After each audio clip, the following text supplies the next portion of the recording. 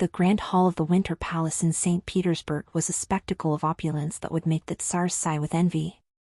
Rock crystal chandeliers hung from the ceiling like stalactites of light, reflecting off the diamonds that adorned the necks of the most influential women in Europe. But for Elena Vance, the brilliance was suffocating. That place smelled of expensive perfume, conspiracy, and the peaty whiskey exuding from the pores of her husband, Mikhail Volkov. Elena adjusted her emerald green silk dress, feeling the fabric slide over her skin like a cold caress. Beneath the silk, hidden in the curve of her ribs, a purplish bruise was beginning to turn yellow, a silent reminder of the previous night's argument. Mikhail was a man of lethal silences and heavy hands, a titan of industry whose power was surpassed only by his paranoia. "Smile, Dorogeya," Mikhail whispered in her ear, his hand squeezing her waist with a force that promised more bruises. "The investors need to believe we are the happiest couple in Russia, or the refinery contract won't be signed before Christmas midnight." Elena forced her lips to curl. Her eyes, however, wandered frantically through the crowd, searching for a face she had never seen but had been promised. She was a prisoner in a gilded cage, guarded by men in dark suits and earpieces. Mikhail did not love her, he possessed her like a rare piece of art. And like any obsessive collector, he would rather break her than see her free. The orchestra's music rose in pitch, a frenetic waltz that seemed to mimic Elena's racing heartbeat. It was then that she saw him. He was leaning against a Carrara marble column, away from the central glow. He didn't wear a tuxedo, but a black wool sweater under an unbuttoned military coat. He did not belong to that world of excess. His skin was bronzed by the sun of altitudes those aristocrats would never reach, and his eyes, they were gray storms captured in a face sculpted by dangers Elena could barely imagine. It was him. The contact. The man who was supposed to take her out of that hell before Mikhail discovered she had diverted millions from his accounts to finance her own escape. His gaze crossed hers for less than a second. It was enough for an electric current to run down Elena's spine. It wasn't just hope, it was a primal recognition. "Mikhail," Elena said, her voice firm despite the panic. "I need a moment. The heat is making me dizzy." Mikhail released her, but his eyes narrowed. 2 minutes, Elena. And do not leave the atrium." She moved away, her heart hammering against her ribs like a bird in a cage of bones. She didn't go to the atrium. She headed toward the kitchens, where the steam and the clatter of dishes would hide her footsteps. The plan was simple: find the side door, cross the snow-covered garden, and get into the delivery van. But fate, that capricious author, had other plans. As Elena crossed the dark corridor leading to the service exit, a strong, gloved hand pulled her into a niche of shadows. She opened her mouth to scream, but a warm palm sealed her lips. The scent of cedar, gunpowder, and fresh snow invaded her senses. "Silence," whispered a raspy voice, with an accent she couldn't identify. "The plan has changed. Mikhail knows. His men are in the van." Elena looked up and found the man from the hall. Up close, he was even more imposing. There was a fine scar cutting through his left eyebrow, and his presence emanated a raw heat that contrasted with the ice outside. "Who are you?" she asked, her voice trembling. "They call me Nikolai," he replied, letting her go but staying dangerously close. "And if you want to see the sun rise on Christmas Day, you'll have to trust me now." Outside, a scream echoed, followed by the unmistakable sound of heavy boots running over the marble. Mikhail had discovered the betrayal. Nikolai pulled a short pistol from the holster hidden under his coat and looked at Elena. "The car is 2 kilometers from here, through the pine forest. Can you handle running in the snow with those silk shoes, or will I have to carry you?" Elena looked at the door, then at Nikolai. For the first time in 10 years, she felt she was no longer a piece of glass about to be broken, but a flame about to set everything on fire. "I'll run," she said, ripping the hem of her dress to give her legs freedom. "And if I fall, Don't stop for me." Nikolai gave a grim smile, the first glimpse of a passion that would burn hotter than the cold. "I never leave anything of value behind, Elena. Let's go." They plunged into the Russian night. The freezing air hit Elena's lungs like ice knives, and the suspense of the chase was only beginning. Behind them, Mikhail Volkov's empire roared in fury. Ahead, only the white immensity and the man who was her only and dangerous alibi. The snow wasn't falling, it was whipping. The moment Elena and Nikolai stepped through the palace's service door, the St. Petersburg night swallowed them with a frigid breath that promised death to the unprepared. Elena felt the immediate contrast. The damp heat of the kitchens was replaced by an instant numbness in her cheeks. Her silk shoes, adorned with rhinestone buckles worth a fortune, sank into the fluffy snow up to her ankles. "This way," Nikolai ordered, his voice low, almost merging with the howl of the wind. He didn't wait. He grabbed Elena's wrist with a hand that felt made of iron and leather, pulling her into the darkness of the pine forest surrounding the Volkov estate. Behind them, the palace spotlights cut through the mist, sweeping the terrain like the eyes of angry giants. The sound of distant alarms began to ring, a metallic wail signaling that Mikhail had discovered the diversion of funds and, even worse, the absence of his most valuable trophy. They ran. Elena felt her lungs burning, every breath was like swallowing crushed glass. The emerald dress, now torn and stained with mud and ice, weighed like lead armor. Several times she tripped over roots hidden under the white mantle, but Nikolai was there, always a second before she hit the ground, hoisting her back up with brute, silent strength. "Don't stop," he said, as they crouched behind a fallen log. Nikolai looked back. In the distance, flashlight beams moved rapidly. Dogs. The muffled barking of Mikhail's German shepherds began to echo, a sound that chilled Elena's blood more than the climate itself. She looked at the man beside her. Nikolai was calm, a calmness that bordered on the inhuman. He checked the magazine of his weapon, his gray eyes sweeping the forest with surgical precision. "Why are you helping me?" Elena whispered, her voice failing from exhaustion. "Mikhail will kill anyone who crosses his path. You don't know what he is capable of." Nikolai finally looked at her. For the first time, the professional distance in his gaze wavered, revealing a spark of something burning, something Elena hadn't seen in men for a long time: respect. "I know exactly who Mikhail Volkov is, Elena. I was trained by men like him to be what I am. But he made a mistake that people like me never forgive. He thought fear was the only form of loyalty." He reached out to brush a fragment of ice from her hair. The touch was brief, but the electricity between them was undeniable, a forbidden heat amidst the frost. "Now, listen," he continued, the urgency returning. "The dogs will surround us in 10 minutes if we continue at this pace. There is a frozen river 800 meters away. The ice is thin because it's early in the season, but if we cross it, the scent is lost." "And if the ice breaks?" Elena asked, looking at her own trembling hands. "Then we die together under the water, which is still a better fate than what Mikhail has reserved for you. But I don't intend to die today. Do you?" Elena straightened her spine. The pain in her ribs, where the bruise throbbed, seemed small now before the immensity of the freedom Nikolai offered. "I prefer the bottom of the river to that cage," she replied with a determination that made Nikolai nod briefly. They began to run again, this time at an angle leading down the mountain slope. The terrain was treacherous. With every step, the suspense mounted. The sound of the pursuers' boots hitting the packed snow seemed to be right behind them. Nikolai stopped suddenly and pulled a small flashbang from a tactical pocket. "Close your eyes," he shouted. He threw the device backward. An explosion of blinding white light illuminated the forest, followed by cries of confusion and the yelping of disoriented dogs. Nikolai wasted no time. He threw his arm around Elena's waist and practically carried her through the last stretch of thick woods until the forest opened into an arid and rocky bank.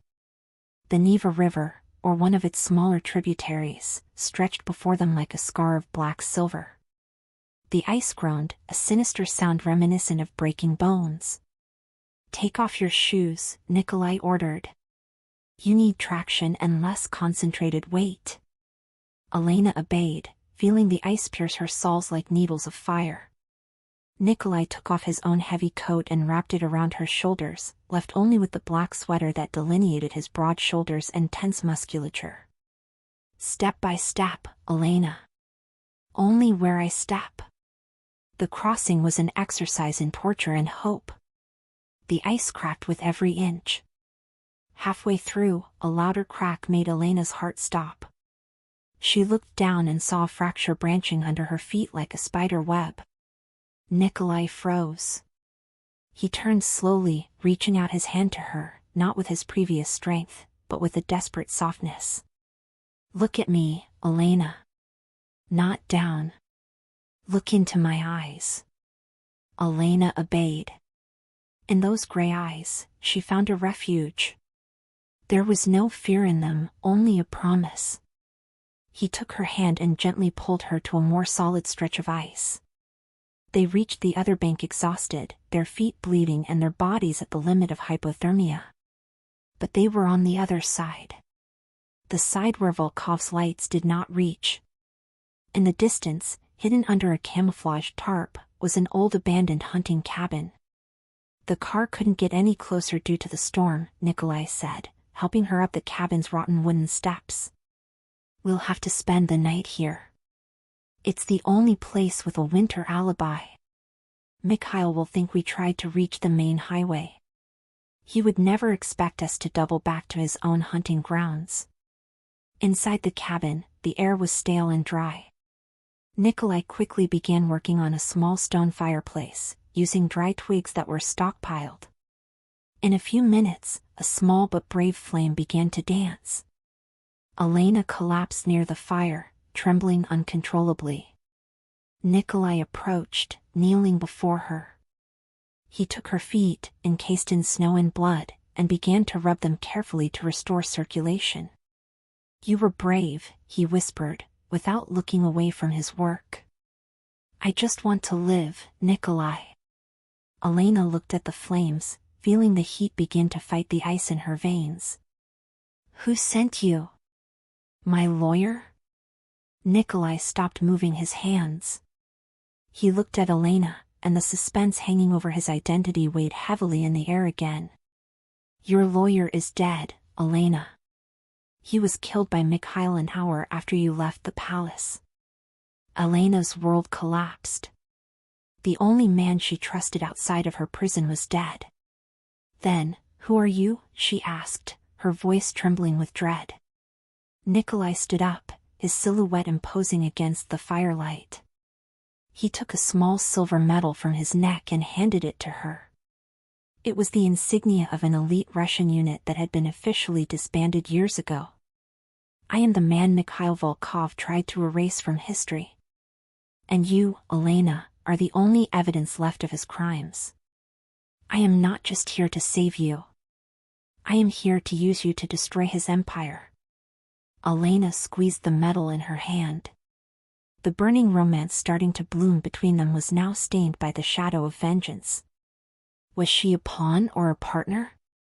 The night's suspense was far from over, and the approaching Christmas brought with it the smell of gunpowder and the promise of a deadly reckoning. The small hunting cabin groaned under the weight of the December wind, a sound like the wail of a wounded creature. Inside, the scent of burning pine wood and ancient dust filled the air, creating a cocoon of isolation that seemed disconnected from the rest of the world. Elena sat on a rough wool blanket, her back against the rustic stones of the fireplace.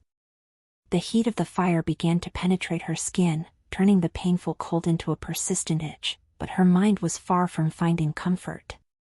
Nikolai's words echoed in her head like the beats of a war drum. "Your lawyer is dead." The only bridge she had to civilization, to legality, had been imploded. She looked at Nikolai. He was standing by the cabin's only window, a narrow slit through which he watched the blizzard. The light of the flames delineated his profile, the straight nose, the unbreakable jaw, and that tension in his shoulders that never disappeared. "You said Mikhail tried to erase you from history," Elena began, her voice cutting through the silence with the fragility of a crystal. "How does someone erase a man like you?" Nikolai didn't turn immediately. He remained motionless, a sentinel of the shadows. "Mikhail is not just a businessman, Elena. He is an architect of ruins. 5 years ago, I commanded a unit that discovered the foundations of his empire were built with the blood of dissidents and money from diverted army weapons. We had the evidence. We were ready to bring him down." He finally turned, and Elena saw the somber glint in his gray eyes. "But his money reaches places where honor dares not enter. My men were betrayed. In a single night, on the Georgian border, we were ambushed. I watched my brothers die in the snow. I was left for dead in a mass grave, with a bullet in my chest and the name of traitor stamped on my record." Elena held her breath. The suspense of that revelation explained the steel in his voice, the scar on his eyebrow, the isolation in his soul. "Then why me?" she asked, moving closer to the light. "I'm just his wife. A decoration he bought to display at gala dinners." Nikolai took a step toward her. The distance between them shrank, and Elena felt the heat emanating from his body, a heat that didn't come from the fireplace, but from a raw and repressed vitality. "You're not a decoration, Elena. Mikhail keeps the access codes to his most secret accounts on a server that requires biometric data. But the secondary data, the tracking of the laundered money, he hid that in the investment funds he opened in your name. You are the key that opens the door to his abyss. He doesn't keep you prisoner out of love, but because you are the vault where he keeps his own crimes." Elena felt a shiver that had nothing to do with the weather. She had been used in ways she hadn't even imagined. Anger began to replace fear, a burning flame that found an echo in Nikolai's gaze. "I want him to pay," she whispered, standing up. "I want him to feel what I felt every time he reminded me that I didn't own myself." Nikolai watched her. Elena was barefoot, her emerald dress ruined, her face dirty with ashes, but she had never looked so powerful. Her vulnerability had given way to a determination that hit him like a punch to the stomach. He reached out, his fingers brushing her arm, just above where the bruise was hidden by the silk. "He will never touch you again. I promise." His touch was the catalyst. The suspense of the chase and the terror of imminent death acted as fuel for a more basic need. Elena looked at Nikolai, and the attraction that had been growing since the ballroom exploded into a burning tension. It wasn't just gratitude, it was the recognition of two broken souls finding a mutual purpose. Elena placed her hand on Nikolai's chest, feeling the strong, rhythmic beat of his heart beneath the black sweater. "You carry the weight of all those men you lost," she said, her voice low and thick with emotion. "Let me help carry some of that weight, Nikolai. At least for tonight." Nikolai let out a heavy sigh, his resistance crumbling before her proximity. He pulled her close, his hands wrapping around her waist with a possessiveness that wasn't oppressive, but protective. "Elena." Her name sounded like a prayer on his lips. Their kiss was not gentle.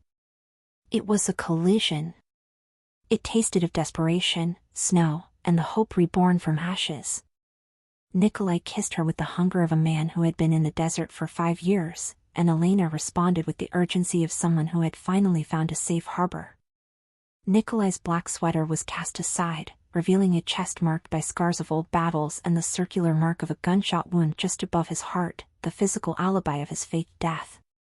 Elena traced the scars with her fingertips, each mark telling a story of survival.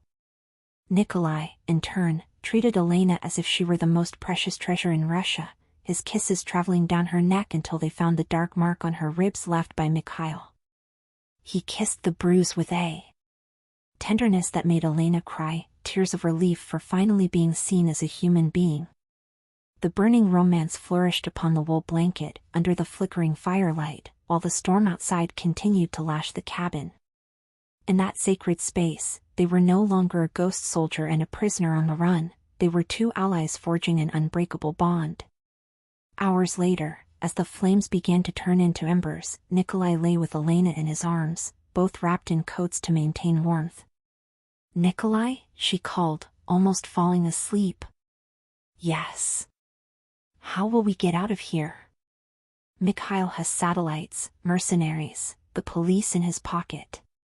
Nikolai tightened his embrace, looking up at the wooden ceiling.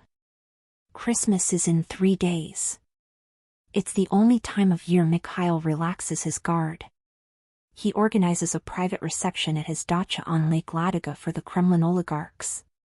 He will be there, celebrating what he thinks is his final victory. And us?"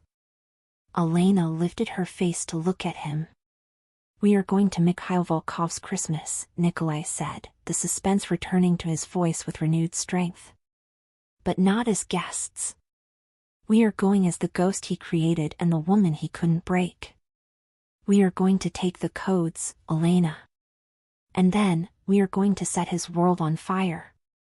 Silence returned to the cabin, but now it was a silence charged with strategy. Hope was a dangerous weapon, and they had just loaded it. The road to Lake Ladoga would be bloody, and the suspense of what awaited them at Mikhail's dacha would be the final test for the love and vengeance that now walked hand in hand. The dawn emerged not as a bright sun, but as a milky, oppressive mist that seemed to flatten the horizon. Inside the cabin, the fireplace embers were small red eyes watching the end of their rest. Nikolai was the first to move. His military discipline was a biological clock that ignored exhaustion. He watched Elena sleep for a brief moment. She looked young under the pale light, her brow furrowed even in dreams, as if her subconscious were still fighting the bars of Mikhail's cage. "Elena," he whispered, touching her shoulder. "The ice waits for no one. We need to go." She woke with a start, instinctive panic flashing in her eyes before finding Nikolai's calm gray gaze. The memory of the previous night floated between them, a secret warmth that now served as armor. "We have little time," Nikolai continued, while gathering his weapons. "Mikhail's scouts will have found the river trail by dawn. They know we didn't cross to die, or they would have found bodies. Now, they are expanding the search radius." He tossed a canvas bag onto the table that had been hidden under a floorboard. Inside were heavy clothes of local peasants, fake beards, thick-lensed glasses, and identification documents that looked decades old. "From now on, you are Katia, my mute sister returning from throat surgery in St. Petersburg. I am Sergei, a tractor mechanic. We will speak as little as possible. Mikhail has informants at every gas station and tavern between here and Lake Ladoga." Elena looked at the rudimentary clothes, a worn sheepskin coat and a thick wool headscarf, babushka. She discarded the emerald silk dress, the symbol of her old life, into a dark corner of the cabin. Putting on those humble clothes felt like a baptism. She was no longer Madame Volkov. Katia, she tested the name, feeling the new identity. "And what will we do if they stop us?" Nikolai approached, strapping a tactical knife to his calf, hidden by heavy boots. "If they stop us, I smile and offer a bribe. If the bribe doesn't work..." He looked at the silenced pistol. "I'll ensure they don't ask any more questions." They left the cabin on foot, walking along hunting trails Nikolai knew like the back of his hand. The suspense was a physical presence, every twig that snapped under the weight of the snow sounded like a gunshot. After 2 hours of exhausting march, they reached a secondary road where an old, rusty timber truck awaited them under the watch of a man with a weather-beaten face. "This is Yuri," Nikolai introduced. "He owes me his life from the Chechnya days. He will take us to the border of the Ladoga district." The journey in the noisy truck cabin was a test of nerves. Elena remained huddled between Nikolai and Yuri, the wool scarf covering half her face. Through the window, she saw convoys of black cars, Mikhail's men. passing at high speed on the main highway a few kilometers away. The suspense was unbearable. She knew that if one of those drivers looked sideways with too much attention, the journey would end in a bloodbath. "They're nervous," Yuri commented, his voice raspy from smoking. Volkov blocked the exit to Finland. "He thinks you'll try to cross the border, Nikolai." "Let him think that," Nikolai replied, his eyes fixed on the rearview mirror. "Mikhail's ego is our greatest advantage. He cannot conceive that Elena doesn't just want to run away from him, but rather destroy him." As the day progressed, the scenery changed. The pines became denser and the air more humid, signaling the proximity of the immense Lake Ladoga. The romantic tension between Elena and Nikolai, though dampened by danger, manifested in brief touches, his hand over hers to calm her as they crossed the first police checkpoint, his shoulder serving as a support for her to rest her head. In the mid-afternoon, Yuri stopped the truck in an isolated fishing village, where the lake ice met the land in a confusion of frozen boats and abandoned nets. "From here on, it's up to you," Yuri said, handing Nikolai a hand-drawn map. "Volkov's dacha is on the eastern peninsula. Security is heavy. Thermal sensors, drone patrols, and Black Vanguard mercenaries." "Thank you, old friend," Nikolai shook Yuri's hand. "We'll see you on the other side." When the truck departed, Elena felt naked against the white immensity. Nikolai guided her to a deserted boathouse. There, he revealed the next stage of the plan, a camouflaged hovercraft, capable of gliding over thin ice and the open water of the lake. "We will cross the Ladoga at night," Nikolai explained, while preparing the machine's silent engine. "It's the least likely path. Everyone expects a land attack. We'll enter beneath the dacha's piers." Elena sat on the hovercraft's narrow bench, the lake cold penetrating to her bones. Nikolai knelt before her, checking that her coat was tightly closed. "Are you ready, Elena? What we are about to do has no turning back. As soon as we enter that dacha and you use your fingerprint to access the files, Mikhail will receive an alert. We will have exactly 6 minutes to extract the data and get out before security closes the perimeter." Elena looked at the dark waters of the lake, where ice floated like fragments of a broken mirror. She remembered the previous Christmas, where she had been forced to smile at murderers while drinking $1,000 champagne. The hope that this Christmas would be his last gave her a frigid strength. 6 minutes is more time than I've had of freedom in 10 years, Nikolai. Let's go." The hovercraft set off, a ghost gliding over the glassy surface of the Ladoga. The suspense was total. The moon was hidden by storm clouds, which was good for disguise but terrible for navigation. Suddenly, Nikolai turned off the lights and throttled down the engine. "What is it?" Elena whispered, her heart in her throat. "Drones," Nikolai pointed to the sky. 3 pulsing red lights crossed the air above them, conducting thermal searches. They remained motionless, the craft rocking gently on the unstable ice. Nikolai pulled Elena close, covering both with a thermal blanket that blocked body heat. In that forced proximity, Nikolai's scent, a mixture of gunpowder and the forest cold, enveloped Elena. She felt his breath against her neck, a living reminder of what was at stake. If they died there, they would just be 2 dark spots under the ice. If they survived, they would be the spark of revolution. The drones passed. Nikolai restarted the engine in silent mode. "We're close. I can see the lights of the dacha." Mikhail Volkov's dacha appeared on the horizon like a fortress of glass and steel, illuminated with Christmas lights that looked like open wounds against the black night. It was a monument to arrogance. "Elena," Nikolai held her face with his gloved hands, forcing her to look at him. "If something goes wrong inside, if we get separated, you run to the south pier. There is a diving boat prepared. Do not wait for me." "No," she replied, the burning voice of a passion that danger only increased. "I didn't come this far to be saved again, Nikolai. I came to fight with you." Either we leave together, or we don't leave at all. Nikolai looked into her eyes and saw that the prisoner of old was no longer there. There was a warrior. He kissed her quickly, a seal of war and love. Before maneuvering the craft into the shadows of the mansion's concrete pillars. Christmas was coming. And Elena's gift to Mikhail Volkov would be the end of his empire. Chapter 4 ended with Nikolai's foot touching the iron ladder leading into the mansion's bowels. The suspense was absolute. The final game had begun. The iron ladder was covered in a thin layer of ice, making every movement a dangerous bet against gravity. Nikolai climbed first, his movements fluid and precise, a shadow merging with the metallic structure. Elena followed right behind, feeling the frozen metal burn through her wool gloves. The smell of diesel oil and stagnant water was replaced, as they climbed, by the aroma of fresh pine and hearty food emanating from the mansion's ventilation systems. Upon reaching the top of the ladder, they encountered a ventilation grate that opened into the lower level of the wine cellar.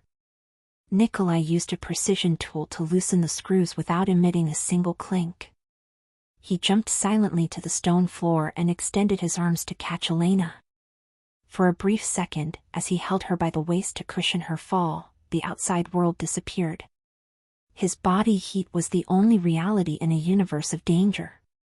"We're in the East Wing," Nikolai whispered, consulting a timer on his wrist. "The Christmas dinner started 10 minutes ago. Mikhail and his guests are in the main hall, 2 floors up. We have to cross the art gallery to reach the private office." Elena looked around. The cellar was vast, rows of wines worth fortunes rested like soldiers in a mausoleum. But what chilled her was seeing, on a corner table, a surveillance monitor showing the guests upstairs. There was Mikhail, impeccable in his black tuxedo, laughing with an army general, a crystal glass in his hand. He looked relaxed, the embodiment of unshakable power. "He thinks he's already won," Elena murmured, a sudden nausea rising in her throat. "Let him laugh," Nikolai checked the corridor ahead. The higher the climb, the harder the fall. The crossing through the mansion was an exercise in absolute suspense. They moved through service passages and dimly lit corridors, dodging hurried employees and security guards patrolling with short assault rifles.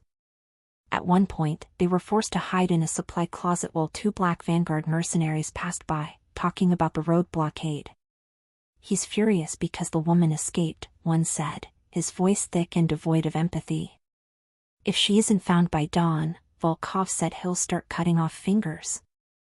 Elena closed her eyes, feeling Nikolai's hand envelop hers in the dark of the closet. His touch was a reminder that she was no longer alone. When silence returned, Nikolai guided her out. Finally, they reached the art gallery leading to Mikhail's sanctuary. The floor was polished marble, reflecting the Christmas lights decorating the columns. At the end of the corridor, the massive oak office door was guarded by a biometric scanner, the heart of glass of the Volkov Empire. "Now, Elena," Nikolai positioned himself at an angle that covered the corridor with his weapon, his eyes sweeping the shadows for movement. Elena approached the crystal panel. Her hands were shaking. She looked at the small laser lens. She knew that as soon as she placed her fingerprint there and looked into the retina scanner, the system would recognize Volkov property and open the door, but it would also send a silent signal directly to Mikhail's watch. 6 minutes, Nikolai, she said, more to herself than to him. "I'm right here. Go." She pressed her thumb to the glass. The green laser swept her skin. "Access authorized." Then, the retina scanner. A soft beep sounded and the oak door unlocked with a pneumatic click. Inside, the office was a monument to technological coldness. Walls of monitors, steel files, and an immense window overlooking frozen Lake Ladoga. Elena ran to the central terminal. Her fingers flew across the keyboard. She knew exactly where Mikhail hid the layers of data he thought she would never understand. "I'm in," she said. The loading bar on the screen began to rise. 10%. 20%. Outside, in the ballroom, Mikhail Volkov's watch vibrated. He stopped laughing mid-sentence. His eyes, blue as Arctic ice, fixed on his device's screen. A cruel and slow smile spread across his face. He leaned toward his security chief. The rat is back in the trap. And she brought company. Lock down the dacha. I want the man alive for breakfast and the woman, well, the woman needs to learn a final lesson about ownership. In the office, Nikolai heard the muffled sound of electronic locks being engaged throughout the mansion. Elena, the alert went off. They closed the perimeter earlier than we expected. Just a bit more. 60%. 70%. Sweat trickled down Elena's temple. Suddenly, the art gallery lights outside turned red and a low-frequency siren began to pulse. Nikolai moved to the office door, firing a short burst at the first security guard who appeared at the end of the corridor. They're here. Elena, now. Done. She pulled the memory drive from the terminal. But as they turned to leave, the office's immense glass window exploded.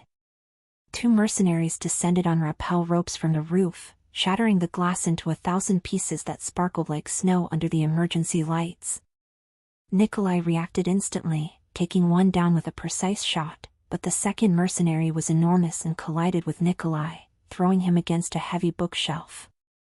Elena saw Nikolai struggle with the man, a brutal dance of strength and technique.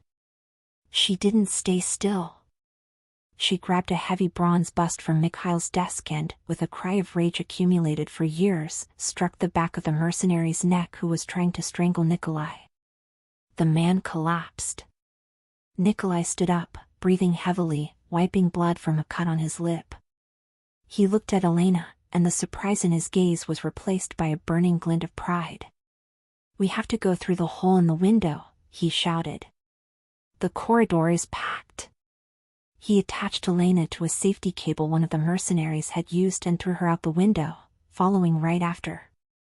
They slid down the rope as shots streaked the night around them. They fell into the fluffy snow, a few meters from the lake shore. The suspense was frenetic. Behind them, the dacha was in turmoil. Searchlights cut through the darkness, finding them almost immediately. "To the lake," Nikolai ordered. They ran to where the hovercraft was hidden, but a powerful engine sound echoed. From the other side of the peninsula, 2 high-speed snowmobiles appeared, piloted by armed men. Mikhail was not just sending guards, he was leading the hunt. Nikolai maneuvered the hovercraft onto the open ice, the engine roaring in full power mode. Bullets struck the metal casing, sparks flying against the black Christmas sky. "Hold on." Nikolai made a sharp turn, trying to use the floating ice blocks as cover. The burning pursuit over Lake Ladoga had begun. Elena pressed the drive against her chest, feeling the freezing wind and the heat of danger. She looked back and saw the dacha shrinking, but the snowmobile lights were approaching. Chapter 5 ended with a shot hitting the hovercraft's secondary tank, causing a small explosion to illuminate Nikolai's face.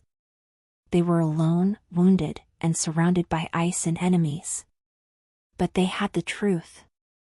And the truth was the only thing Mikhail Volkov could not kill. The hovercraft gave a violent lurch to the left. Nikolai struggled with the controls, his neck muscles tense like steel cables. The projectile's impact didn't destroy the main engine, but the loss of pressure in the secondary tank meant their time was numbered. Behind them, the headlights of Mikhail Volkov's snowmobiles looked like the eyes of hungry predators, leaping over the irregularities of the ice. "Nikolai, the engine is failing," Elena shouted, her voice almost carried away by the biting wind. "I know," he replied, his eyes fixed on the horizon of darkness. "Elena, listen to me carefully.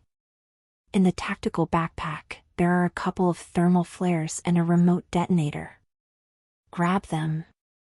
Now." Elena moved with difficulty in the cramped space. The cold was now a physical pain, ice needles penetrating every pore of her skin. She found the devices. Nikolai made a sharp maneuver, swerving around an open fissure in the ice that revealed the black, lethal waters of the lake beneath the solid surface. They're closing in. Elena looked back. Mikhail was in the lead, piloting a matte black snowmobile, his face protected by a carbon visor, but she could feel his hatred radiating through the glass. He fired an automatic pistol, bullets ricocheting off the ice beside them. Nikolai looked at the GPS monitor, which was flashing red. We're reaching the ice graveyard. It's an area where underwater currents make the ice unstable. If we pass through there, they won't be able to follow us with the heavy snowmobiles. But the hovercraft won't hold up either, she exclaimed. Exactly. That's why we're abandoning it. The plan was suicidal. Nikolai tilted the hovercraft toward an area of stacked ice blocks, known as hummocks. The vehicle began to shake violently. With a quick gesture, Nikolai pulled the pin on a smoke grenade and tossed it backward, creating a gray curtain that obscured Mikhail's vision for a few seconds. Jump! Nikolai ordered. They threw themselves into the deep, hard snow at the moment the pilotless hovercraft continued to glide in a straight line, propelled by the final thrust of the dying engine. Elena rolled several times, feeling the impact steal her breath. Nikolai fell beside her and, in a continuous motion, pulled her behind a bluish ice formation. Hidden in the shadows, they saw the snowmobiles pass at high speed, chasing the ghost of the empty hovercraft. Mikhail, in a fit of rage upon realizing the ruse, braked his machine, making it skid in a perfect semicircle. Search for them. Volkov's voice echoed through the ice desert, amplified by the silence of the night. They can't have gone far. They won't survive 10 minutes without shelter. Nikolai leaned into Elena's ear. His breath was a small cloud of vapor. We have to reach the north shore. There's an old hunting cabin 2 kilometers away. But for that, I need you to run. I'll distract them. No. Elena grabbed his arm tightly. You said you wouldn't leave me again. I'm not leaving you, Elena. I'm giving you time. Take the drive. If I don't reach the cabin in an hour, head for the Finnish border. The contact is engraved on the back of the watch I gave you. Nikolai didn't wait for an answer. He stood up and fired 2 shots into the air, revealing his position. Over here, Volkov, he shouted. Come get what you lost. The mercenaries turned instantly. Nikolai began running in the opposite direction from Elena, moving among the ice rocks with the agility of a wolf. Mikhail let out a roar of triumph and accelerated the snowmobile, followed by his men. Elena felt the tears freeze on her cheeks. Her instinct was to follow him, but the cold logic Nikolai had taught her prevailed. She turned her back on the man she loved and began running north. Each step was agony, her lungs burned with the icy air, and the sound of shots in the distance seemed to tear her heart. While Elena ran, Nikolai played a deadly game of cat and mouse. He used the thermal flares to create false heat signatures on the ice, confusing the snowmobile's sensors. In a narrow ice canyon, he set the final trap. He placed the remote detonator on an unstable ice block supporting a massive snow overhang. When Mikhail entered the canyon, Nikolai emerged from the shadows. Mikhail! Look at me! Volkov stopped a few meters away. He raised his visor. His face was red with cold and madness. Where is she, Nikolai? Where is my wife? She was never yours, Mikhail. She was only the mirror where you tried to see a soul you never had. Mikhail raised his weapon, but Nikolai was faster. He didn't fire at Mikhail. He fired at the detonator at his feet. A dull explosion shook the ice structure. With a deafening roar, tons of snow and ice collapsed from the canyon walls. Nikolai saw the white wall advance like a giant wave. He closed his eyes for a second, whispering Elena's name. The avalanche swallowed everything, the snowmobiles, the mercenaries, and Nikolai himself. Kilometers away, Elena stopped, feeling the vibration beneath her feet. She looked back and saw a cloud of snow rise to the sky, illuminated by the pale moon. The silence that followed was the most terrifying she had ever heard. "Nikolai," she murmured, falling to her knees in the snow. She was alone in the glass desert. The memory drive, containing the evidence that would destroy Volkov's empire and half of the corrupt government, weighed in her pocket like a piece of lead. She had her freedom, but the price had been the soul of the man who rescued her from the shadows. But then, in the middle of the silence, a small red dot began to blink on her wrist. Nikolai's watch. It wasn't a timer. It was a locator. And the signal, though faint, was moving. Elena stood up, a new determination igniting her blood. Nikolai's sacrifice would not be in vain, and perhaps, just perhaps, the winter had not yet claimed its last victim. The signal on the watch pulsed. A crimson dot, rhythmic and fragile, like the last beat of an exhausted heart. Elena Turner could no longer feel her feet. Numbness had climbed up her legs, turning every step into an act of pure and irrational will. The snow, now falling more softly, like ashes from a burned world, began to cover the avalanche's trail. She looked at the horizon. The cloud of white dust had settled, revealing a scene of desolation.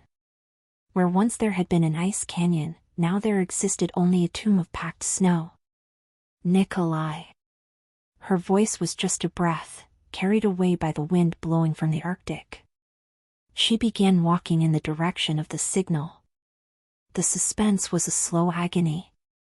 If the locator was moving, it meant he was alive, or the ice was carrying his body, or worse, that Mikhail had captured him. Every meter, Elena checked the surroundings. She now carried Nikolai's pistol, which he had handed to her before the frenzied escape from the office. The metal was so cold it seemed to fuse to her hand. After what felt like hours of agony, she reached the edge of the avalanche.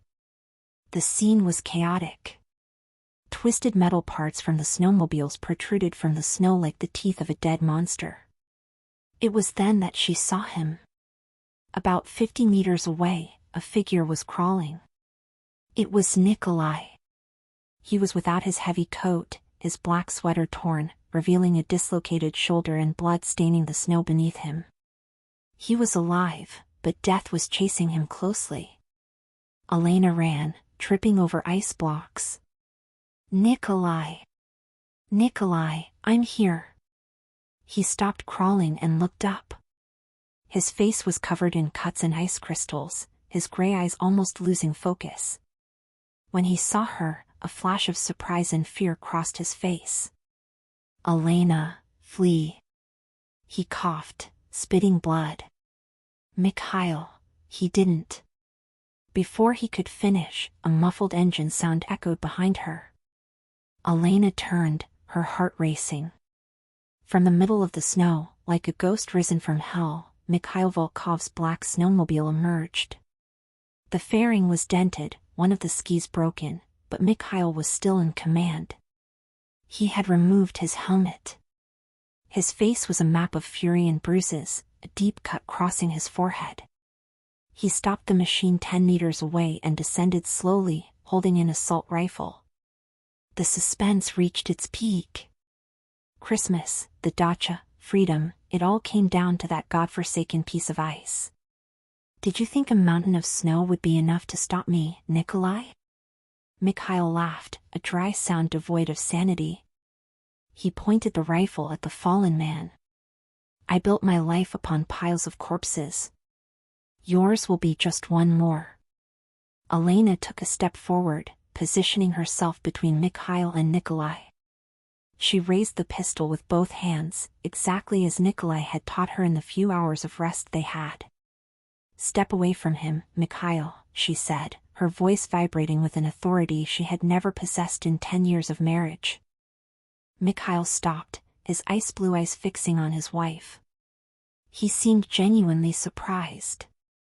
Elena. Look at you. The Queen's nurse has become a soldier. He took a step forward, ignoring the gun pointed at his chest. You won't shoot. You don't have the stomach for it. You are a creature of light, and I am the darkness that defines you. You don't define me anymore, she replied. You are just a mistake I'm about to erase. Shoot her, Mikhail. Nikolai shouted from the ground, trying to stand up but failing miserably. Shut up, traitor. Mikhail roared, but his attention turned back to Elena. Hand over the drive, Elena. Come back with me. I forgive you. We'll tell everyone you were kidnapped. We can start over. I'd rather burn with him than reign with you, Elena responded. At that moment, the suspense exploded into action. Mikhail raised the rifle, but a second's hesitation, the last remnant of his obsession with possessing Elena, was fatal. Elena fired. The bullet hit Mikhail's shoulder, throwing him backward. He fired the rifle by instinct, bullets tearing through the air above Elena's head. Nikolai, using his last strength, threw himself at Mikhail's legs, taking him down. The two men fought in the snow, a brutal battle between the dying soldier and the wounded oligarch. Elena ran to them, but the ice beneath her feet began to emit a sound she already knew, a deep, vibrant groan. The ice, she shouted. It's breaking. The struggle stopped for a second. Mikhail looked down. A deep black crack was branching beneath them. They were over one of the Ladaga's thermal pockets, where the underwater current was strongest. Get out of there, Nikolai. Elena reached out her hand. Mikhail grabbed Nikolai's boot. If I go to hell, you're coming with me. With a final crack, an immense piece of ice gave way. Nikolai managed to grab the solid edge of the plate where Elena was, but Mikhail hung only by his hands. The suspense was unbearable. Nikolai's life depended on his exhausted strength, and Mikhail's life depended on the man he had tried to destroy. Nikolai looked at Mikhail. He saw the fear in the eyes of the man who thought himself a god. Then, he looked at Elena.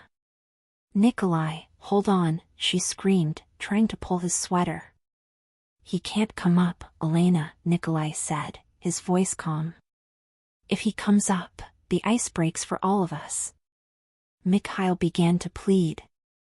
Please. Nikolai. Elena. I'll give everything. Elena looked at the man she had shared a decade with. She saw only a frigid void. You've already given everything, Mikhail. You gave your soul for power. Now it's time to pay the price. Nikolai let go of Mikhail's hand. Mikhail Volkov's scream was cut off by the closing of Lake Ladaga's black waters. The ice closed over him with absolute finality.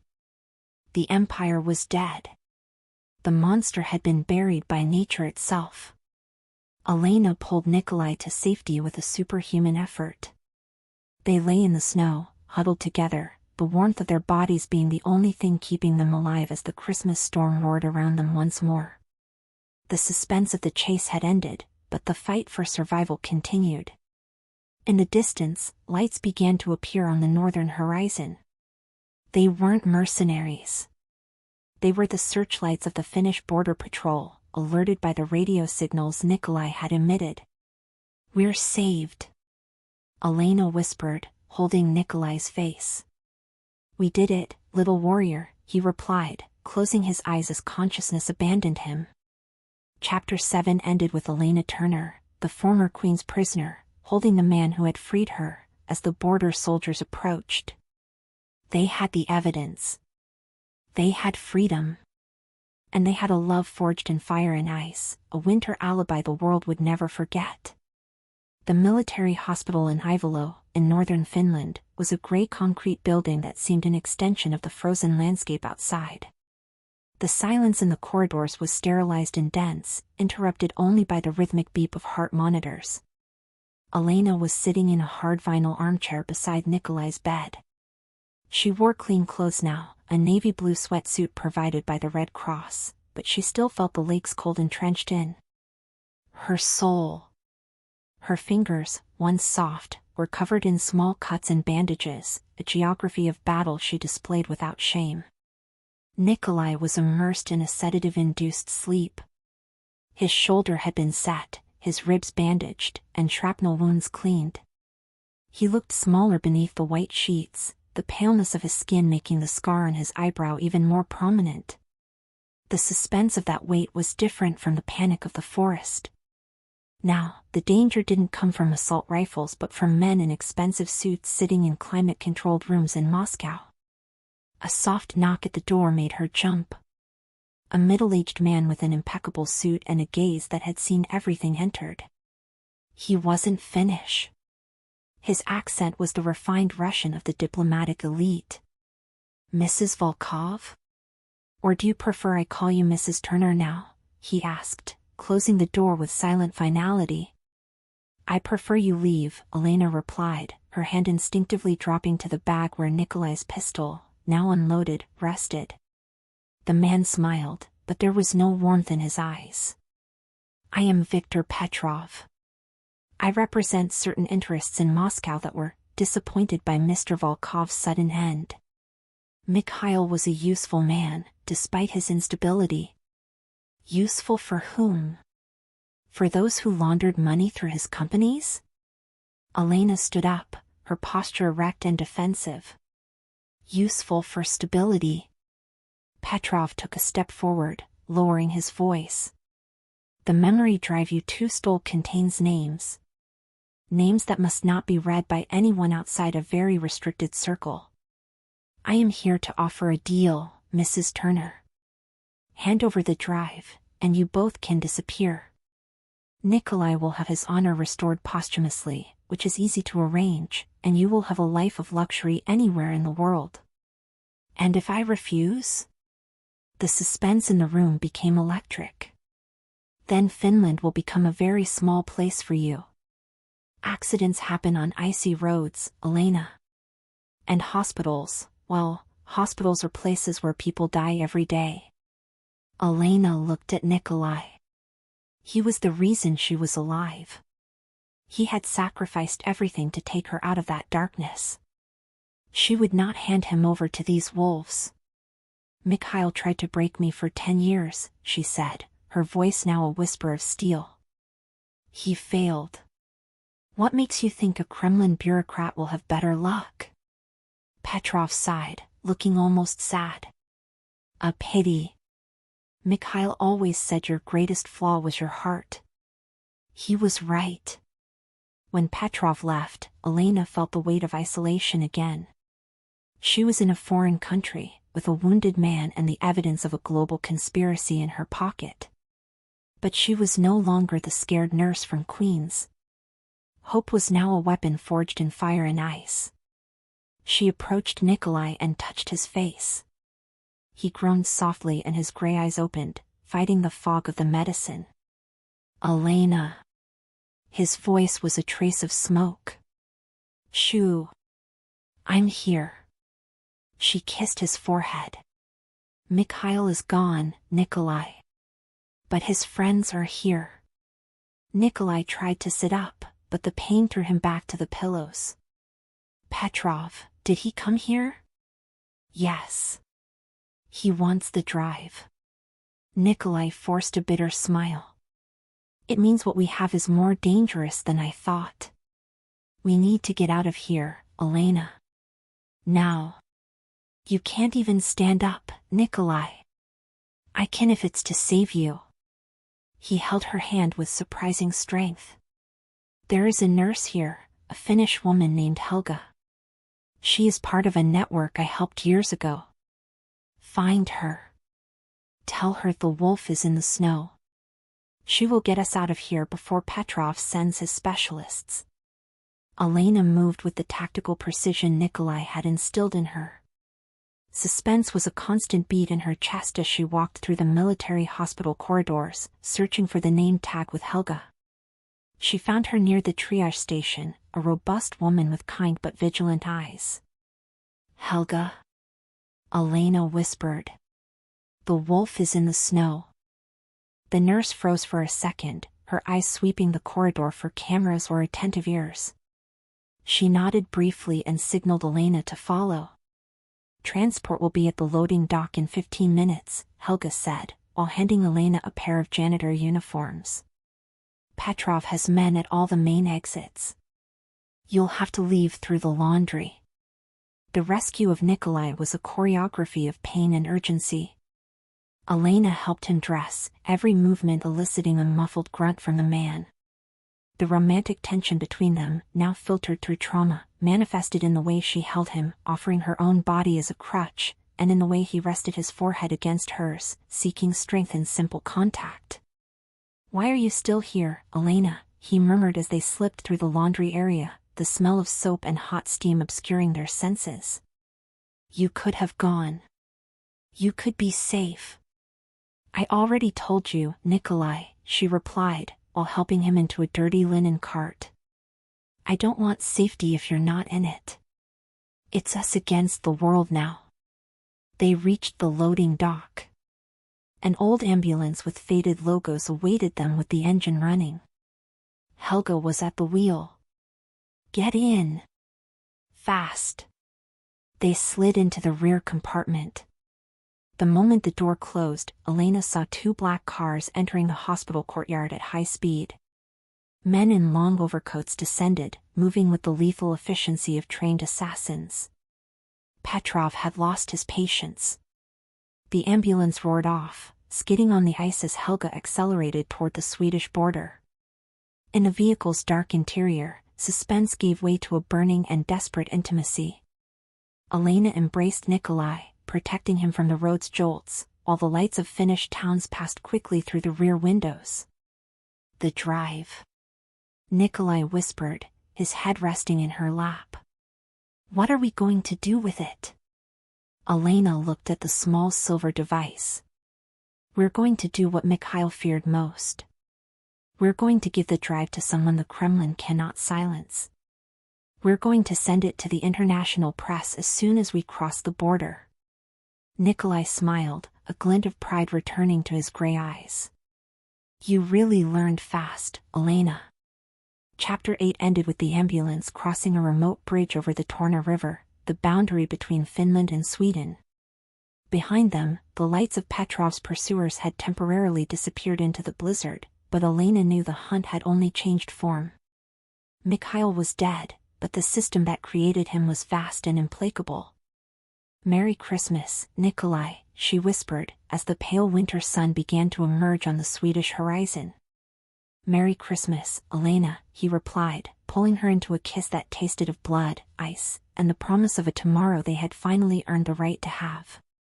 The winter alibi was now not just an escape, it was the declaration of war of 2 people who had nothing left to lose but each other. Stockholm in December was a city of contrasts, the warmth of candles and windows against the absolute darkness of the Baltic Sea. Elena and Nikolai arrived in the Swedish capital as ghosts, hidden in a freight train that had crossed the northern forests.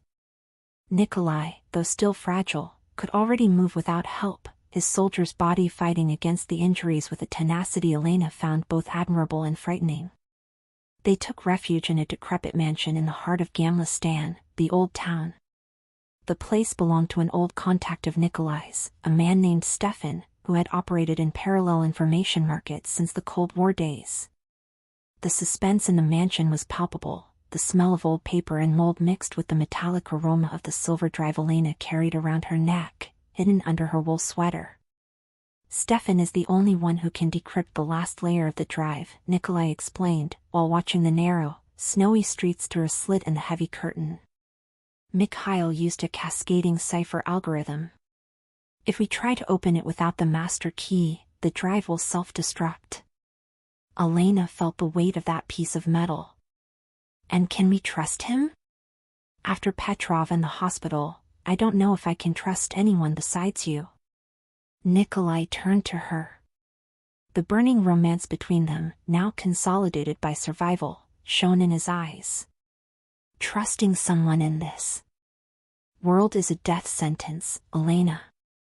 But Stefan owes me a favor involving his own daughter's life. He wouldn't dare, or so I hope. Stefan appeared moments later. He was a thin man, with long, nervous fingers and eyes that never stopped moving. He took the drive with almost religious reverence and connected it to a series of computers humming in a dark corner of the library. "Nikolai, my old friend," Stefan murmured, as green codes began to cascade across the screens. "You always bring the most dangerous Christmas presents." The suspense mounted with every passing minute. While Stefan worked, Nikolai and Elena found a brief moment of peace in an adjacent room. Nikolai pulled her close, his lips finding hers in a kiss that was both a refuge and a promise. In that darkness, with danger outside and betrayal lurking in the corridor, the warmth of Nikolai's body was the only thing keeping Elena sane. "What will you do when this is over?" she asked, her voice muffled against his chest. "I don't plan for tomorrow, Elena. Ghost soldiers have no future." "You do now," she replied, stepping back to look him in the eyes. "You are no longer Mikhail's soldier. You are Nikolai. And I am Elena. And we are going to survive Stockholm." The conversation was interrupted by a muffled scream coming from the library. They ran back. Stefan was lying on the floor, a pool of blood growing under his head. The monitors were black. The silver drive was gone. Suspense exploded into chaos. Nikolai drew his pistol in a fluid motion. "Elena, get back." The library windows shattered simultaneously. Flash and sound grenades were thrown, flooding the room with a blinding white glow and a deafening noise. Nikolai fired at the shadows entering through the roof, but there were many. "Professionals." "Petrov." Nikolai growled, while pulling Elena behind a massive oak table. But it wasn't Petrov. When the smoke cleared, a familiar figure appeared in the side door, holding the silver drive. It was Stefan. He wasn't dead, the blood was fake, a distraction for the moment of the attack. Beside him, men in black uniforms of Swedish and Russian intelligence, a profane coalition of convenience. "I'm sorry, Nikolai," Stefan said, his voice now cold and devoid of nervousness. "The Kremlin offered my daughter's life and total amnesty. The drive is a small price to pay for my peace." Elena felt the betrayal like a knife stab. "You sold us out, after everything Nikolai did for you?" "In winter, everyone seeks their own fire, Mrs. Turner," Stefan replied. Nikolai looked at the drive in Stefan's hand and then at Elena. There was a dangerous glint in his gray eyes. "You made a mistake, Stefan." "And what would that be?" the traitor sneered. "You assumed I didn't know you were a coward." Nikolai pressed a hidden button on his watch. Instantly, a sharp beep emanated from the drive. Stefan looked at the device with dread. "What did you do?" "The drive you have is the winter alibi. It contains a thermite charge. In 5 seconds, it will melt your hands and any computer it's inserted into." The true drive. Nikolai looked at Elena. She understood. She had never carried the original silver drive. The real device was hidden inside the silver medal Nikolai had given her at the cabin, which she wore on a leather cord under her blouse. The mansion exploded into a new confrontation. Nikolai used the distraction of the fake drive to initiate a fierce attack. He was a blur of calculated violence, disarming guards and clearing a path through the burning library. "Through the underground passages!" Nikolai shouted, grabbing Elena's hand. They plunged into the medieval tunnels that linked Stockholm's old mansions. The suspense was suffocating in the narrow tunnels, where the sound of canal water beat against the stone walls above them. Behind them, Stefan's screams and the sound of shots echoed, but Nikolai knew the city's labyrinths better than any mercenary. They emerged near the quay, where an ice transport boat was about to depart. The Swedish night cold had never felt so welcome. "They won't stop," Elena said, as she watched Stockholm's lights shrink on the horizon. "Stefan knows we still have the real drive." "Let them come," Nikolai replied, while cleaning blood from a new cut on his arm. "We have the drive, we have the truth, and for the first time, we have control." Chapter 9 ended with Elena Turner holding the silver medal against her chest. Stefan's betrayal had been only the beginning of a war that now crossed the borders of Swedish neutrality. Dawn was coming, and with it, the code that would topple empires. Berlin in December is a city of open scars and Christmas lights that try, in vain, to hide the rawness of the concrete. Elena and Nikolai arrived in the German capital under false Swedish identities, crossing the Baltic on a ferry and taking a train down to Alexanderplatz. The suspense now was a constant hum, a frequency that only those who are hunted can hear. Nikolai was darker. Stefan's betrayal and the escape from Stockholm had drained his patience. He knew time was running out. Intelligence agencies were closing in, and the Kremlin would not accept another defeat. "The consortium of journalists is in an old bunker in the East Zone," Nikolai said, as they walked through the damp streets where the smell of mulled wine from the Christmas markets mixed with the odor of coal smoke. "They are the only ones with the infrastructure to launch the data onto 1,000 servers simultaneously. If we do it in a cafe or hotel, they'll block the signal before the first gigabyte." Elena squeezed the metal under her coat. "And after that, Nikolai? When the world knows who Mikhail Volkov was and who protected him, what will we be? Witnesses or targets?" Nikolai stopped under the shadow of the television tower. He held Elena's face with his hands, which were cold but firm. "After that, Elena, you will be free. I will be just a footnote in a ghost story." "Don't give me that soldier heroism," she retorted, with a flame of passion and fury in her eyes. "We did this together. We survived the ice, the avalanche, and the betrayal. If you are a footnote, I'll be the entire page. I won't leave you behind."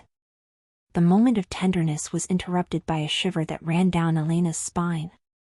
She looked at the crowd gathering at a nearby Christmas market. Among the children and tourists, a tall figure, wearing a black leather overcoat and with his face partially covered by a scar that looked like an ice burn, watched them. The blood drained from Elena's face. "Nikolai, look." Nikolai followed her gaze. His body became instantly tense, his hand dropping to his hidden weapon. The figure did not flee. On the contrary, he tilted his head in a macabre gesture of recognition. It was impossible. Mikhail Volkov had been swallowed by the black waters of the Ladoga. The ice had closed over him. But there, under the Berlin lights, the specter of his past seemed to have reclaimed a physical form. The man at the market had the same icy sapphire eyes, now bloodshot with madness. "He didn't die," Elena whispered, terror threatening to paralyze her. "Ice doesn't kill demons, it just preserves them," Nikolai growled. "Run to the bunker, Elena. Jaeger Street, number 44. Don't stop for anything. And you? I'm going to ensure he dies this time." Suspense exploded in the middle of Berlin. Nikolai pushed Elena toward the subway station and turned to face the pursuer. Mikhail, or what was left of him, drew a combat knife and a silenced pistol, moving with an agility that defied his obvious injuries. Elena ran. Her heart hammered against the silver metal. She crossed the Christmas market, knocking over decorations and fleeing amidst the cries of confused civilians. Behind her, she heard the sound of muffled shots and the clash of metal against metal. Nikolai and Mikhail were fighting in the labyrinth of wooden stalls. She reached Jaeger Street. The bunker was a massive concrete structure, almost invisible among the modern buildings. She knocked on the steel door with a rhythmic sequence Nikolai had taught her. The door opened. Two austere-looking men pulled her inside. "Where is Nikolai?" one asked, in German. "He's buying time." Elena pulled off the metal. Prepare the servers. The winter alibi is here. While the journalists connected the metal to the global transmission system, Elena watched the security monitors. She saw Nikolai on the external cameras of the adjacent street. He was wounded, leaning against a wall, as Mikhail approached like a wolf that feels no pain. Mikhail was deformed, his facial skin purple due to the severe hypothermia he had suffered in the Lataga, a monster created by hate. The suspense was unbearable. On the computer screen, the upload progress bar rose slowly, 45%. 60%. Faster. Elena begged. Outside, Mikhail grabbed Nikolai by the neck, lifting him off the ground. Where is the drive, traitor? Where is my wife? Nikolai smiled, blood trickling from his mouth. She isn't yours anymore, Mikhail. She is now your execution. At that moment, a beep echoed in the bunker. Upload complete. Global distribution initiated. Elena didn't wait. She grabbed a pistol lying on the journalist's table and ran for the exit. The burning love she felt for Nikolai had transformed into a force of nature. She opened the heavy door and stepped out into the Berlin night. Mikhail was about to deliver the final blow to Nikolai when Elena shouted, "Mikhail!" He turned, his eyes shining with a lust for possession. "Elena, my sweet Elena. Did you come to surrender?" "I came to deliver your end," she said, firing 3 times. The bullets hit Mikhail in the chest, but he continued to advance, moved by a purely malevolent will, until the global distribution of the data caused everyone's cell phones around to start beeping. The evidence of his crimes, the secret accounts, the commissioned assassinations, everything was now in the hands of Interpol, the CIA, and the dissident Russian press. Mikhail stopped. He looked at his own phone, which displayed his photo with the word "wanted" in every language. The glass empire hadn't shattered, it had evaporated. He fell to his knees, not from the shots, but from total defeat. Nikolai seized the moment and, with his last strength, disarmed the monster. "It's over, Mikhail," Nikolai said, falling beside Elena. Chapter 10 ended with the blue lights of the German police flooding the street. Mikhail Volkov was led away in chains, no longer a titan, but a residue of a cruel past. Nikolai was in Elena's arms, the Berlin snow beginning to cover their bodies as the world, finally, woke up to the truth. The horizon of ashes was giving way to a new dawn, but the cost of that light had been written in blood. The village of Oberstdorf, in the Bavarian Alps, was a nativity scene of wood and stone, hidden under meters of immaculate snow. There, far from Berlin's diplomatic noise and the digital chaos the winter alibi leak had caused in the Kremlin, Elena and Nikolai found temporary refuge. They were under the unofficial guard of the German intelligence service, which saw Nikolai's drive as a bargaining tool too powerful to be discarded. The farmhouse where they were installed was a centuries-old structure, with oak beams blackened by time and a fireplace that roared day and night. The suspense, however, had not left their lives, it had merely changed form. Now, it manifested in the watchful gaze of 2 federal agents stationed 500 meters from the property and in the constant ring of a satellite phone Elena carried like a talisman. Nikolai was in a state of slow recovery. The physical wounds from Berlin were healing, but the psychological cost was visible. He spent hours staring at the mountains, as if expecting the next attack to come from the snowy peaks. "You're here, but you're not with me," Elena said, approaching him with 2 mugs of hot chocolate. The steam rose, framing her face which, though tired, now possessed a serenity Mikhail never permitted. Nikolai looked away from the mountains and focused on her. The burning passion between them, which had flourished in danger, now needed to learn how to survive in silence. He pulled her close, wrapping his broad arms around her. "I'm thinking of those still in the shadows, Elena. Mikhail is in a maximum security cell in Karlsruhe, but the system that created him still breathes. They won't forgive us for exposing the code. The world knows the truth now, Nikolai, she replied, resting her head on his shoulder. The consortium of journalists confirmed, accounts frozen, arrests started in 3 capitals. You fulfilled your mission. A mission never ends for men like me, Elena. It just transforms into a new form of vigilance. The suspense of that isolation was broken on the 3rd day by a call on the satellite phone. It was Rebecca Hale, the lawyer Elena had briefly met in Finland. Her voice was tense. Elena, the news from Berlin is bittersweet. Mikhail was indicted for war crimes and global money laundering. But there was a cleanup at the Kremlin. 4 of the names cited in the drive disappeared. They are cutting loose ends. What does that mean for us? Elena felt the ice return to her stomach. It means the German government is under immense pressure to extradite you both as state criminals. They are trying to turn Nikolai's act of heroism into a crime of espionage. You need a new alibi, Elena. One that international law cannot contest. Elena hung up the phone and looked at Nikolai. The suspense was now legal and existential. If they were returned to Russia, they would be executed in a cell before the new year. That night, under the amber firelight, the romantic tension between them reached a point of combustion. Knowing the tomorrow was uncertain and that the bucolic village could be their last prison, they gave themselves to each other with desperate urgency. Nikolai's touch was reverent, each caress erasing the memories of Mikhail's possessive hands. For Nikolai, Elena was redemption. For Elena, Nikolai was the man who taught her that love could be a shield, not a chain. If we have to go, we go fighting, Elena whispered, as the flames died in the fireplace. We're not going anywhere, Nikolai replied, kissing her hands. I have one last contact. Someone Mikhail never knew I protected. Chapter 11 moved toward dawn, when the silence of Oberstdorf was broken by the sound of an unidentified helicopter approaching the valley. Nikolai stood up, drawing his weapon by instinct, but the light signal coming from the aircraft was a code he recognized. Who is it? Elena asked, hurriedly putting on her coat.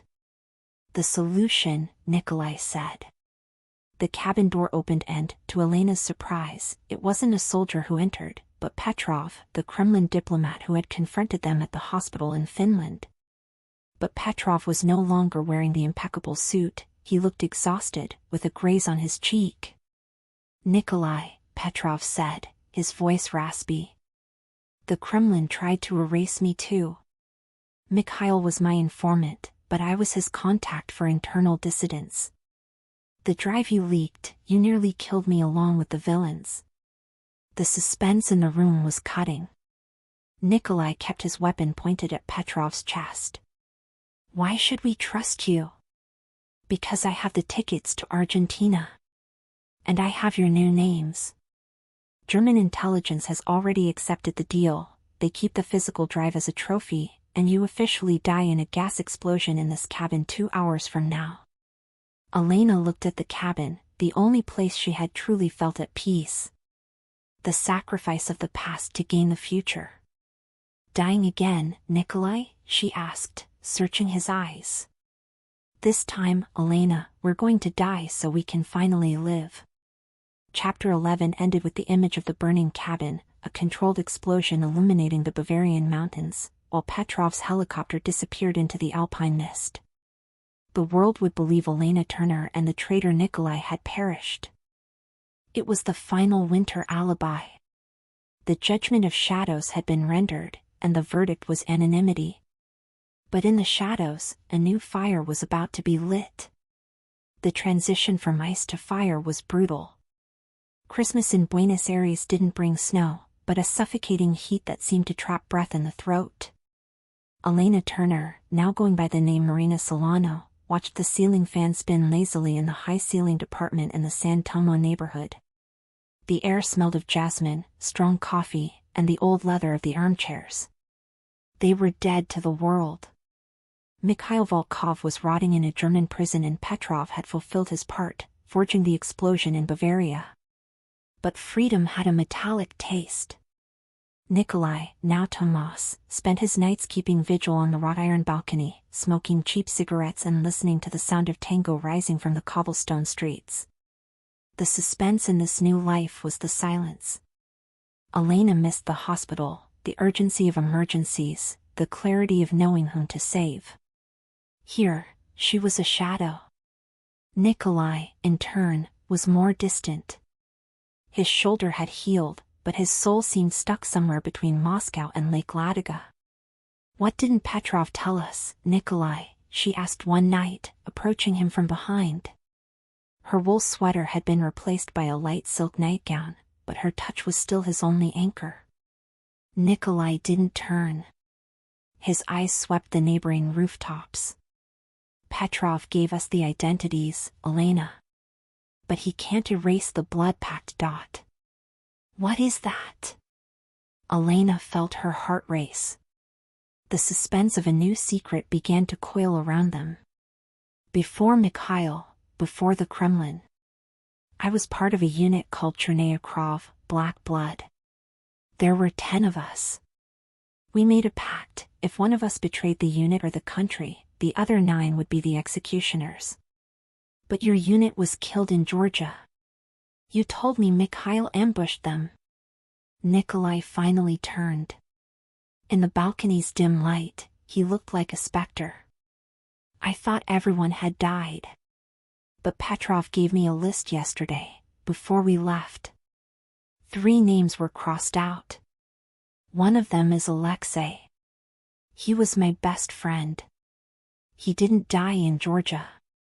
He is the new security chief for a cartel operating here, in the Southern Triangle. And he knows the wolf doesn't die in gas explosions." Suspense exploded the following morning. Elena was returning from the local market, carrying bags with fresh fruit and bread. Entering the building, she noticed the doorman's door was ajar. The old gentleman wasn't there. She climbed the stairs, her hand trembling as she touched the railing. Arriving at the apartment, she found the door ajar. The scent of cedar and snow, Nikolai's scent, had been replaced by an acrid odor of ammonia and cigar smoke. "Nikolai," she whispered, letting the bags fall. The drive and the metal were in a bank vault, but she felt naked without his presence. Sitting in Nikolai's armchair, in the shadows, was an angular-faced man with a burn scar running from his neck to his hand. He was holding a photograph of Elena and Nikolai in Berlin. Elena Turner. The woman who brought down an empire, the man said in perfect, emotionless Russian. Nikolai always had good taste in complicated women. "Where is he?" Elena felt anger fighting panic. "He went out for a meeting. With the past." The man stood up. "I am Alexei. I came to collect the blood debt. Nikolai broke the pact when he leaked the Kremlin data. He exposed our operations in Argentina." Tactical suspense began now. Elena realized Alexei wasn't alone. There were 2 more men in the kitchen. She took a step back, her eyes searching for any improvised weapon. Nikolai had taught her, the environment is your tool. She grabbed a heavy ceramic vase from the sideboard. "Nikolai didn't break anything." "He saved what was left of your honor," she retorted. "Honor doesn't pay the bills, Elena. Vengeance does." At that moment, the sound of a shot echoed from the corridor. Nikolai entered the apartment like a storm. He no longer used the restraint of past months. He was the wolf again. The confrontation was a blur of burning violence. Nikolai disarmed one of the men in the kitchen with a brutal kick and turned to Alexei. The fight between the 2 former allies was a choreography of hate and technique. Nikolai fought for Elena, for his new life. Alexei fought for a death code that no longer made sense. "You should have stayed dead, Nikolai," Alexei shouted, plunging a combat knife into Nikolai's wounded arm. Nikolai didn't make a sound. He grabbed Alexei's wrist and, with a movement Elena had never seen, broke the bone with the coldness of someone snapping a dry twig. "The wolf doesn't die for cowards," Nikolai growled. Elena saw the third man approach Nikolai from behind with a gun. Without hesitation, she used the ceramic vase, hitting the man in the temple. He collapsed. The suspense of battle ceased as Nikolai immobilized Alexei against the wall. "Go away, Alexei. Tell the others Nikolai died in Bavaria. If you come after us again, I won't just break your arm. I'll break the whole cartel." Alexei, panting and humiliated, looked at the couple. He saw the burning love and unbreakable loyalty that united them, something he never had. He nodded slowly and left, dragging his wounded men. Chapter 12 ended with Elena cleaning the blood from Nikolai's arm under the San Telmo ceiling fan. Buenos Aires' heat now felt more welcoming. The blood pact had been faced, but suspense about the other names on the list remained. "Is it over?" she asked, kissing the old scar on his shoulder. "For today, yes," Nikolai replied, pulling her into a kiss that tasted of reclaimed life. "But we need to move again, Elena. They now know that paradise has an address. They had the alibi, they had the truth, and they had each other. But in the game of shadows, Christmas was only the prelude to a new year of battles. The end of the world had a specific smell: saltpeter, old snow, and the absolute silence of glaciers. Elena and Nikolai, now under new Chilean identities, took refuge in a remote village in Patagonia, accessible only by boat or by trails that defied sanity. The house was a sentinel of stone and hardwood, overlooking the gray waters of a fjord. Christmas was on the horizon again, but there were no lights or galas. Only the deep blue of eternal ice. Nikolai spent his days reinforcing the property's security, installing motion sensors that seemed unnecessary in that vastness.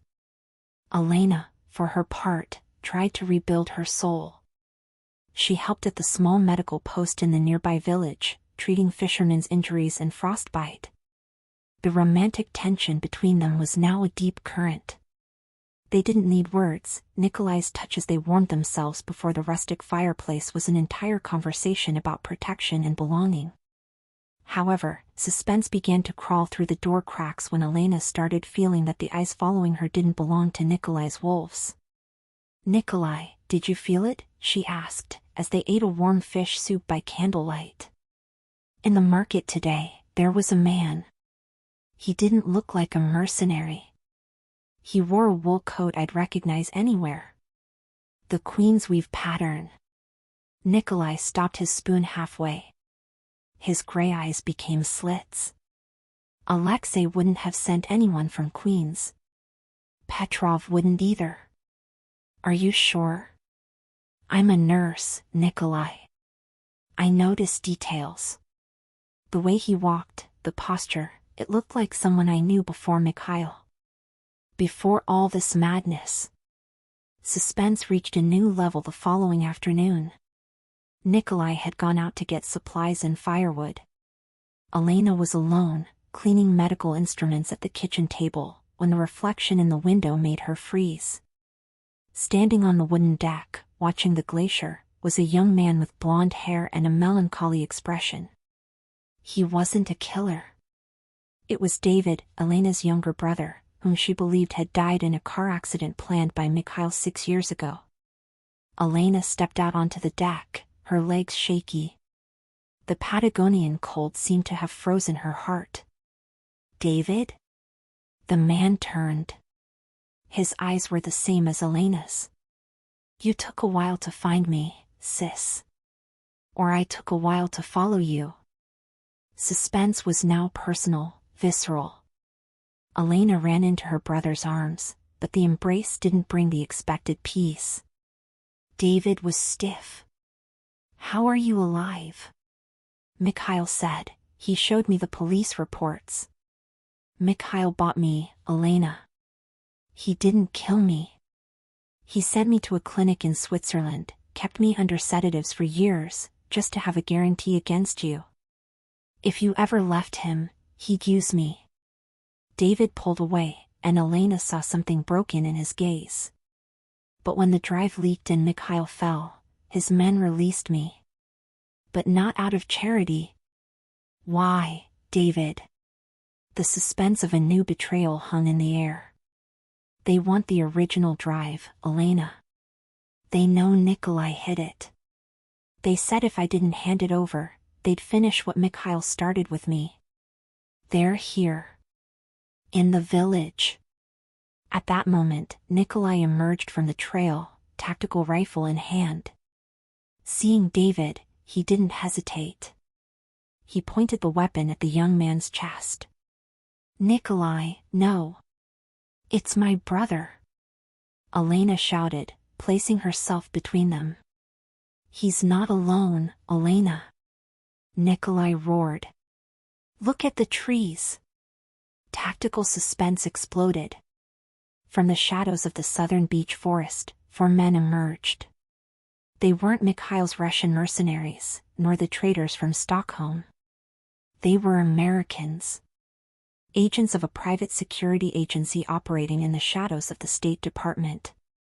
The drive didn't just contain Russian secrets, it contained evidence that American officials had profited from the Volkov Empire. Hand over the medal, Mrs. Turner, the leader said, a man with a calm voice and empty eyes. And your brother goes home with you. Nikolai can keep the snow. The burning conflict was now between fraternal love and the pact Elena had made with Nikolai. She looked at David, who was trembling, and then at Nikolai, whose gaze was a mixture of pain and determination. Nikolai taught me that we don't negotiate with monsters, Elena said, her voice now a cold blade. She didn't hand over the medal. Instead, she pulled the flare Nikolai had taught her to use and fired it into the sky. The red light illuminated the fjord, signaling the resistance network Nikolai had created in the village. The battle that followed was short and brutal. Nikolai was a ghost among the trees, neutralizing the agents with an efficiency that bordered on supernatural. Elena, for her part, protected David, using the knowledge of the terrain she had acquired in recent months. When silence returned, with the agents surrendered and disarmed by local fishermen who owed their lives to Elena, the truth came out. David hadn't been released. He had been sent as a Trojan horse. I'm so sorry, Elena, David sobbed, falling to his knees in the snow. I was so afraid. Nikolai approached, lowering his rifle. He looked at David with a pity Elena had never seen in him. Fear is the alibi of the weak, boy. But for Elena, fear is what made her strong. Chapter 13 ended with Elena sitting between her brother and her lover, before the fire. The ritual of the new ice had been completed. She had rescued her past, but at a high cost. Suspense about who else would come after them now involved 2 governments. What will we do with him? Elena asked, looking at David. We'll take him with us, Nikolai said, holding Elena's hand. Christmas is coming. And this time, family will be our true alibi. The Patagonian horizon glowed with the pale light of the southern aurora. They had the drive, they had the truth, and now, they had the pieces of a family. But in the world of shadows, every new piece on the board was a new target. The conference in Santiago was not the media spectacle Mikhail Volkov would have desired, it was, instead, a silent funeral for empires built on fear. Behind closed doors, in a room protected against any kind of electronic eavesdropping, Elena Turner handed over the silver medal to a consortium of international magistrates. Nikolai was by her side, the scars on his face and body serving as the final testimony to a truth the world had tried to bury. The global leak of data in previous weeks had already done the heavy lifting.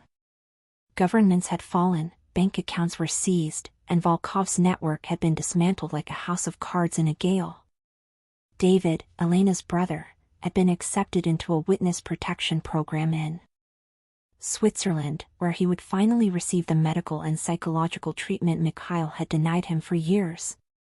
But for Elena and Nikolai, the suspense of legality still lingered. What happens now? Elena asked, as they walked through the gardens of the diplomatic residence where they were staying under UN guard. It was December 26th. Santiago's heat was beginning to give way to a gentle breeze from the sea. Nikolai stopped before a marble fountain. For the first time in a year, he was not armed. His shoulders, once permanently tense, had relaxed. Now, Petrov has fulfilled the final agreement. Mikhail was transferred to a prison in Siberia, ironically, the same place where he used to send his enemies. He will spend the rest of his days seeing the ice through steel bars. And we have been declared non-existent. Non-existent? Elena smiled, her hand touching the silver wedding band that now shared space with the promise ring. Officially, Nikolai and Elena Turner died in the Andes. But Marina and Tomas, they have a small property waiting for them on a Mediterranean island. A place where winter is just a mild season, not a death sentence. The romantic tension that had guided them through snow and blood had now transformed into a mature and unshakable passion. Nikolai pulled her close. The suspense of the future was no longer about survival, but about discovery. Are you ready to live without an alibi, Elena?